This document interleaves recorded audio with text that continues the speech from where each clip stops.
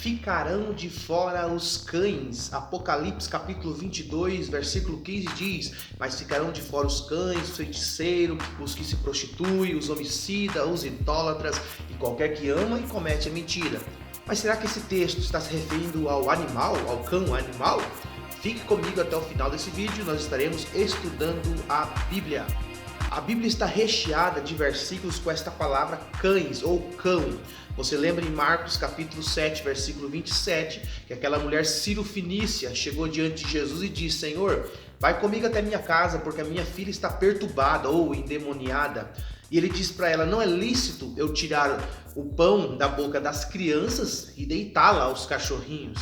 Em Mateus capítulo 7, versículo 6, Jesus também disse: não deis aos cães as vossas ou as coisas santas, nem deite aos porcos as vossas pérolas. E aqui em Apocalipse 22, 15 também diz que ficarão fora os cães, os feiticeiros, os que se prostituem, os homicidas, os idólatras e qualquer que ama e comete a mentira. Mas o que a Bíblia está se referindo? A quem a Bíblia está se referindo? Será que é o animal de estimação? Não. Os judeus chamavam os gentios de cães, porque cão é um animal impuro. Vale lembrar que gentil para o judeu é todo aquele que não é judeu, era classificado como gentil, como um povo impuro, um povo indigno de ser alcançado. Você vê essa resistência até mesmo diante dos apóstolos. Depois que Paulo é convertido, aí que ele prega o evangelho aos gentios. Ou seja, a igreja até um ponto pregava o evangelho somente para os judeus, porque achavam que a salvação viria somente para o povo judeu. Aí vem o apóstolo Paulo e começa a pregação para os gentios. E aí nós podemos nos perguntar, mas quem são esses cães? Então estes homens que a Bíblia refere-se a ele como cães, são aqueles homens que conhecem a palavra de Deus, porém não são verdadeiramente convertidos. Eles usam o seu conhecimento para proveito próprio e para prejudicar o evangelho. São pessoas que conhecem a Bíblia, conhecem a palavra de Deus, mas em vez de usar o evangelho, a palavra, para ganhar almas, para que o povo venha se arrepender, não, ele usa para o seu benefício próprio. E aí nós temos visto hoje por que esse monte de escândalo nos dias de hoje, porque as pessoas estão se usando do evangelho, mas nunca foram verdadeiramente convertidos. E aí em Filipenses capítulo 3, versículo 2, Paulo tem um cuidado com a igreja, que ele diz assim, guardai-vos dos cães, guardai-vos dos maus obreiros, guardai-vos da circuncisão. Ele está dizendo, vocês precisam cuidar com esses obreiros fraudulentos.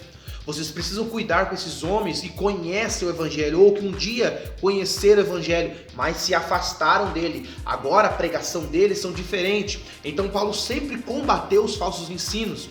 Paulo sempre combateu o falso evangelho. Olha o que Paulo diz em Gálatas capítulo 1, versículo 6 ao 8. Eu estou admirado com vocês, porque vocês estão abandonando tão depressa aquele que vos chamou por meio da graça de Cristo e estão aceitando o outro evangelho.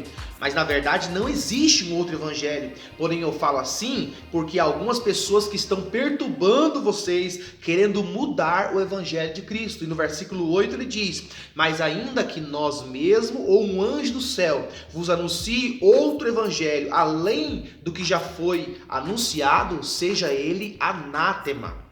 Então Paulo está confrontando a igreja aqui por causa desses cães, por causa desses obreiros fraudulentos que estão infiltrados na igreja pregando heresias, pregando outro evangelho, o evangelho que vem acomodar o homem. E na verdade o evangelho sempre foi para confrontar o homem, o evangelho é para salvar o homem, e para salvar o homem tem que se arrepender. Mas como que eles vão se arrepender se a mensagem que é pregada não é para eles se arrepender? Se a mensagem que é pregada é para que eles continuem na prática pecaminosa? Então, por isso que Paulo está confrontando eles, e Paulo está dizendo, mesmo que eu volte a pregar outro evangelho, ou um anjo desse do céu e pregue para você outro evangelho, seja ele anátema. O que é anátema? Maldito. É essa palavra que Paulo está falando agora. Imagine, naquele tempo já havia, imagine hoje.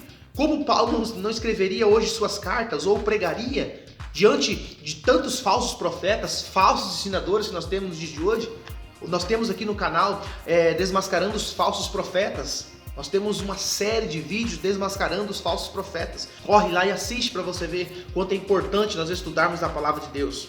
E olha o que a Bíblia diz, que aquele que acrescenta ou diminui algo da palavra de Deus, também o Senhor tirará a sua parte do livro da vida. Apocalipse 22, 18 e 19. Deus ordena que nós cristãos rejeitamos as heresias, rejeitamos os falsos ensinos, rejeitamos aqueles que pregam mentiras, que nós viemos defender a fé, mas para isso nós precisamos conhecer a palavra de Deus e conhecer a Deus e conhecer os falsos profetas. Os falsos profetas se levantam contra alguns princípios bíblicos. Nós vamos falar quais são os princípios que eles se levantam, que eles não aceitam. O primeiro princípio bíblico que eles não aceitam, que eles negam, é a deidade de Cristo e o seu nascimento virginal.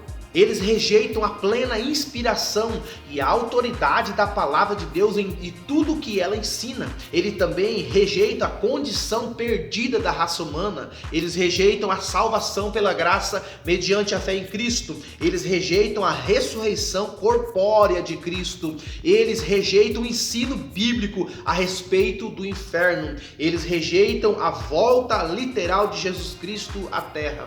É o que diz Paulo em Romanos, capítulo 16, versículo 17. E rogo-vos, irmãos, que noteis os que promovem dissensões e escândalo contra a doutrina que aprendeste, desviai-vos dele. Então Paulo dá um conselho: repare quem está pregando heresia, repare os pastores que estão ensinando coisas errôneas, se afastem deles. E em 2 Pedro, capítulo 2, versículo 17 ao 21, olha o que o apóstolo diz, que esses obreiros aqui, esses falsos profetas, eles são fontes sem água, eles são nuvens que são levadas pelo vento, eles dizem coisas orgulhosas e loucas e com seus desejos impuros e imorais enganam as pessoas, prometem liberdade, mas eles mesmos são escravos dos hábitos imorais. Um dia eles foram libertos, mas voltaram às práticas pecaminosas. Então esses homens aqui conheceram a verdade, conheceram o evangelho, mas se afastaram. É o que Paulo diz sobre a apostasia dos últimos tempos. É por isso que, para que nós não sejamos enganados, nós temos que analisar o que está sendo pregado. Qual é a mensagem que está sendo passada? Será que essas pessoas que estão pregando, eles estão pregando o evangelho de Cristo ou outro evangelho? Repare a diferença do evangelho pregado por João Batista, por Jesus, pelos apóstolos e hoje. Qual é o tipo de evangelho que nós estamos ouvindo hoje? O evangelho da autoajuda? O evangelho dizendo que você vai vencer, que você é especial? Como nós falamos aqui, são 7 princípios que eles negam. E esses 7 princípios aqui, você vê que eles não falam a respeito disso, não falam a respeito de arrebatamento, não falam a respeito do inferno, não falam a respeito que a raça humana está perdida e precisa de Cristo, não falam a respeito da salvação pela graça mediante a fé, nada disso eles falam. Por quê? Porque é o outro evangelho.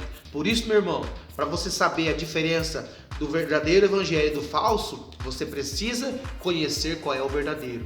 Quando você conhecer o que é verdadeiro, você vai notar com facilidade o que é o falso. Por isso, leia a palavra de Deus. Não generalize. Existem muitos pastores corruptos, existem muitas pessoas que estão pregando o falso evangelho, mas também existem pessoas que estão pregando o verdadeiro evangelho. Assim como em todos os ramos, há pessoas boas, profissionais bons, mas também há profissionais ruins. Por isso, eu convido você, leia a Bíblia, examine a Bíblia, porque ela não contém, ela é a palavra de Deus. Compartilhe esse vídeo. Se você não é inscrito, se inscreve no nosso canal. Não esquece, deixe o seu comentário, o seu like para nos ajudar. E que Cristo continue vos abençoando.